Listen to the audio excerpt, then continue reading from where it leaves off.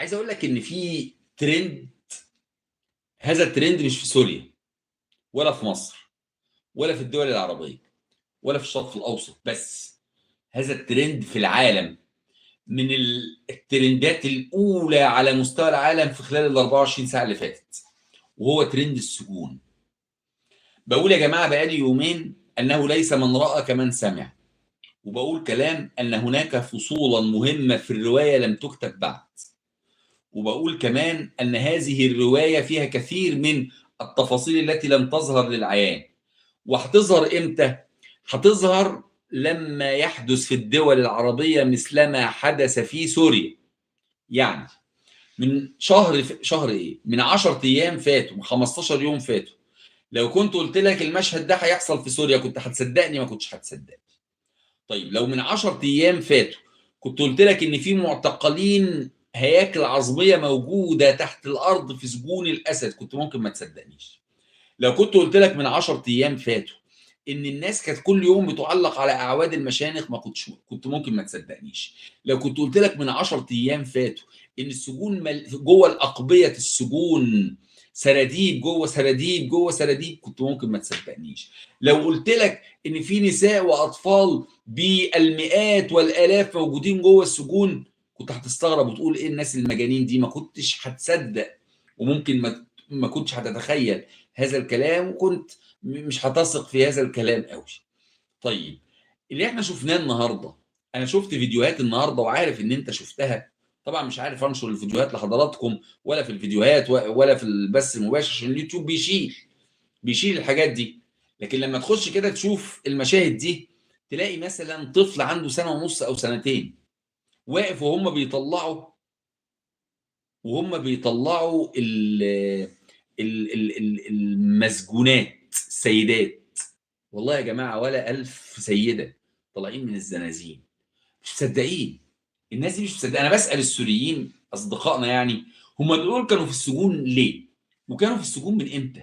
ومحطوطين في السجون ليه؟ والواد الصغنطط ده اللي عنده سنتين هتقول لي اصل ده هو جايبه، هو مش حابسه، ده هو حابس امه فجايبه من باب الشفقه والرحمه عشان امه مثلا ترضعه، او علشان امه تطبطب عليه وتاخده في حضنها. طب الولد اللي اتربى في السجن ده بهذا الشكل هو اتربى في السجن ده ليه؟ ليه؟ امه عملت ايه؟ عملت ايه؟ انا بسالك، فناء السجن بيجيب فناء والطابق بيجيب عاملين وكانهم عاملين انفاق في السجون. انفاق.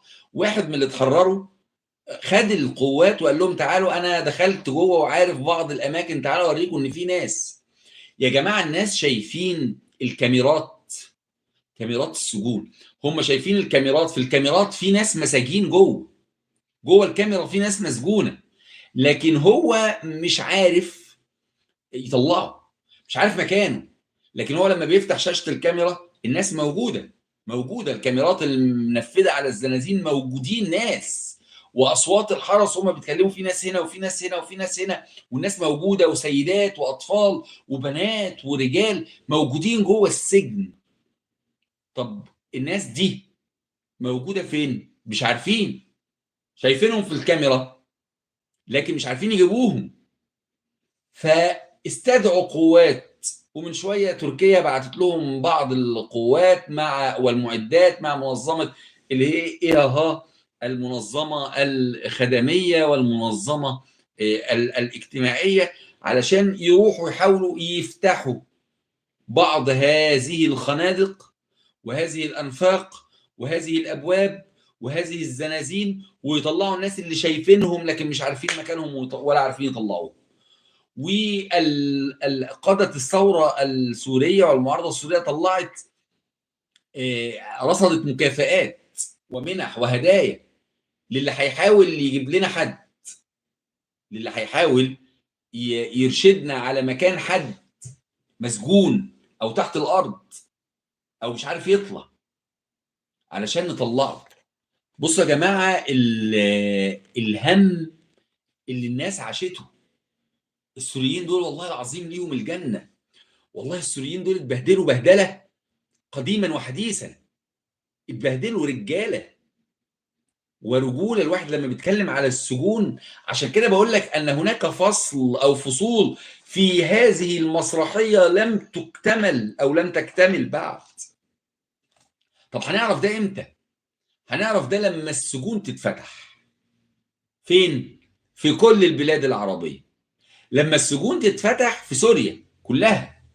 يا راجل ده مطلعين امبارح الطيار، ربنا يكرمه ويبارك في عمره ويعوضه خير على، قولوا امين، قولوا امين، ويعوضه خير على السواد اللي شافه محبوس في السجون، سجون نظام الاسد او الاسدين، الاب والابن، محبوس في سجون الاسد من سنه 1982، يعني من 43 سنه. يعني لو سيادتك مولود سنه 82، زمانك دلوقتي متجوز ومعاك عيال. الراجل في السجن من يوم ما انت اتولدت لو مولود سنه 82. تخيل الصوره بتاعته وهو شاب 27 سنه، والصوره بتاعته لما خرج امبارح وهو عنده تقريبا 70 سنه. 43 سنه في سجون بشار الاسد. 43 سنه. عشان لما اقول لك ان الناس كلها مستغربه، وكان بيطلع بشار الاسد يقول لك احنا ما عندناش معتقلين سياسيين. سمعت الكلام فين ده قبل كده؟ نفس الكلام بيتقال في كل حته. احنا ما عندناش معتقلين سياسيين، احنا امورنا زي الفل، احنا عندنا المراجعه الشامله لحقوق الانسان، ده هم هيجوا يفتشوا عندنا واحنا تمام جدا، ما عندناش اي ازمه. مش كانوا بيقولوا كده يا جماعه؟ مش هم كانوا بيقولوا كده؟ مش كانوا بيقولوا كده من شهر؟ مش البيل اللي اسمه بشار ده كان قاعد في جامعه الدول العربيه من شهر فات، قاعد وبيستقبل استقبال الفاتحين من شهر فات، وقاعد جنب ملوك ورؤساء وامراء العالم الكبار والصغار اللي ليهم هبه واللي ما لهمش، كان قاعد جنبهم. فاكرين ولا نسيتوا؟ فاكرين؟ شفت المشهد ولا ما شفتوش؟ قول لي كده، شفت المشهد ولا ما شفتوش؟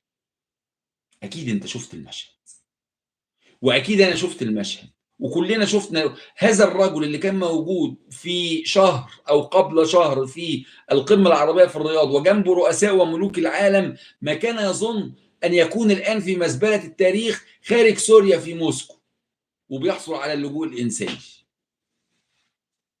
والله ربنا عوضكم يا سوريين، والله ربنا عوضكم. مشهد ولا في الخيال. قلت لك قبل كده لو ان هناك مخرج من اروع مخرجين العالم وسيناريست من افضل كتاب السيناريو في العالم مش هيطلع هذا المشهد بهذا الشكل.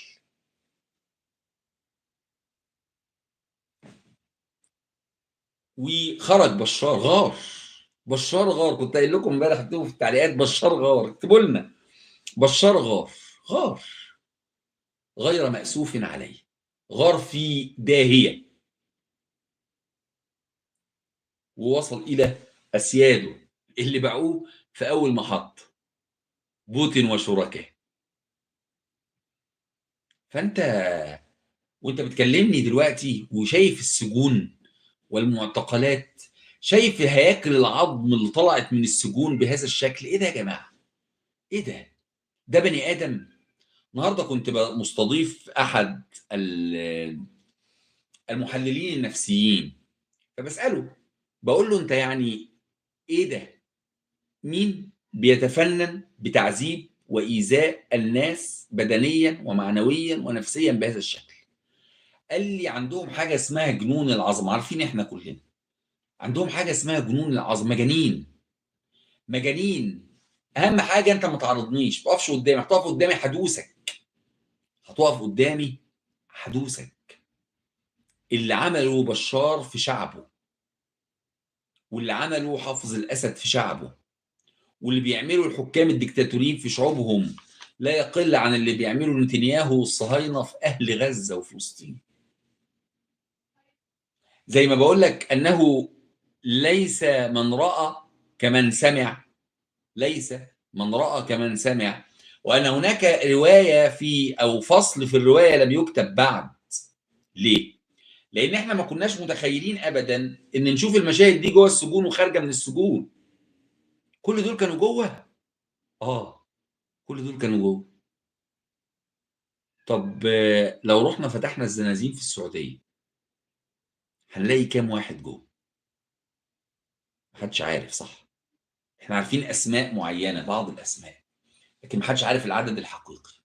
ومحدش هيقول العدد الحقيقي، ومحدش بيقول العدد الحقيقي. بس هتدخل سجون السعوديه هتلاقي زي اللي موجود في سجون بشار، يقلوا شويه يزيدوا شويه زيهم، لكن اصل هم كلهم قاريين على شيخ واحد او راضعين من جاموسه واحده كلهم. لو رحت البحرين، لو رحت الاردن، لو رحت اي دوله من الدول فيها معتقلين سياسيين محدش يعرف عنهم حاجه، وبتطلع الدول دي ورؤساء الدول يتحدثوا في المحافل الدوليه والحقوقيه، يتحدثوا عن الطفره اللي حققوها في حقوق الانسان، زي ما بشار كان بيتكلم عن الطفره اللي حققها في حقوق الانسان في قمه الرياض وفي القمم العربيه، وكانوا بيقولوا ان الدنيا زي الفل. كانوا بيقولوا كده كلهم، بيقولوا كده. طب ودلوقتي الدنيا زي الفل ولا مش زي الفل؟